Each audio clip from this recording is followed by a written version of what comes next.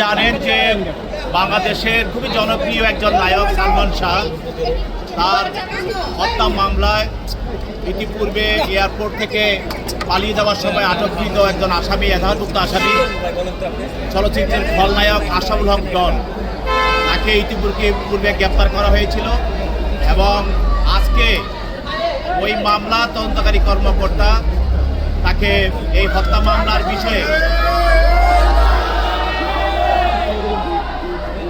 মামলার বিষয়ে জিজ্ঞাসাবাদ করার জন্য আজকে তাকে আদালতে উপস্থাপন করা হয় এবং 7 দিনের রিমান্ড প্রার্থনা করে।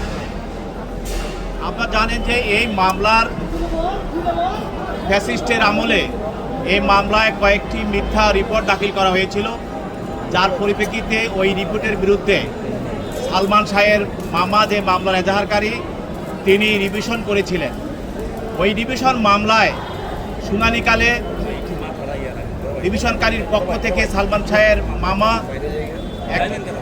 একটি রিপোর্ট দাখিল করেছিল। সেটা হলো যে সালমান শাহ হত্যার পরে সালমান শাহ পরিবারকে বিভিন্নভাবে তার বাসায় গিয়ে তাকে ভয়ভীতি দেখিয়েছিল।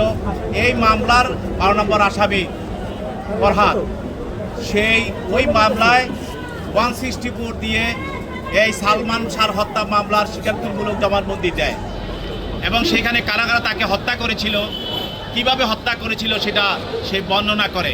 সুস্থ জীবন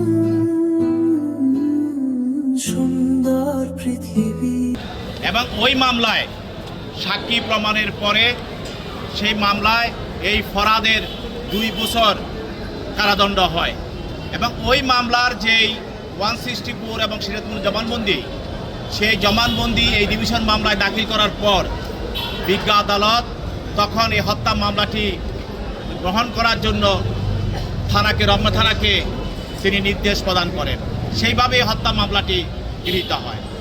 আজকে আমরা বলেছি যেহেতু একটি চাঞ্চল্যকর হত্যা মামলা, এই মামলায় রহস্য উদ্ঘাটনের জন্য এই মামলার সঙ্গে আর কারা কারা জড়িত আছে এবং অন্যান্য আসামিদের অবস্থান জানার জন্য এবং এখানে যে টাকা পয়সার লেনদেন হয়েছে সেগুলি বের করার জন্য এবং কার প্ররোচনা এবং কার নির্দেশে সে পালিয়ে যাওয়ার চেষ্টা করেছিল যেন মামলাটা তদন্ত ব্যাঘাত ঘটানোর জন্য, সেই বিষয়টা আমাদের দেখার দরকার। সেই বিষয়ে তদন্তকারী কর্মকর্তা আদালতে উপস্থাপন করেন এবং তার পক্ষে তার আইনজীবীরা তারা বক্তব্য রাখেন এবং তারা অতীতের কিছু মিথ্যা রিপোর্ট তারা বক্তব্য রাখেন, যে রিপোর্টগুলি পরবর্তীতে আদালত কর্তৃক নাকচ করা হয়, সেই রিপোর্টগুলি আদালতে বলেন। তার জন্যই তার মামলাটা ওই রিপোর্টগুলো গ্রহণ না করার কারণেই তো তার হত্যা মামলাটি নির্দেশ দেওয়া হয় হত্যা মামলাটি গ্রহণ করার জন্য। তো এই ধরনের তারা বক্তব্য দেয়। বিজ্ঞ আদালত উভয়ের বক্তব্যের পরে তার বিরুদ্ধে 5 দিনের রিমান্ড মঞ্জুর করে তাকে অধিকতর জিজ্ঞাসাবাদ করার জন্য এবং এই মামলার রহস্য উদ্ঘাটনের জন্য তদন্তকারী কর্মকর্তার হাতে তাকে সোপর্দ করেন।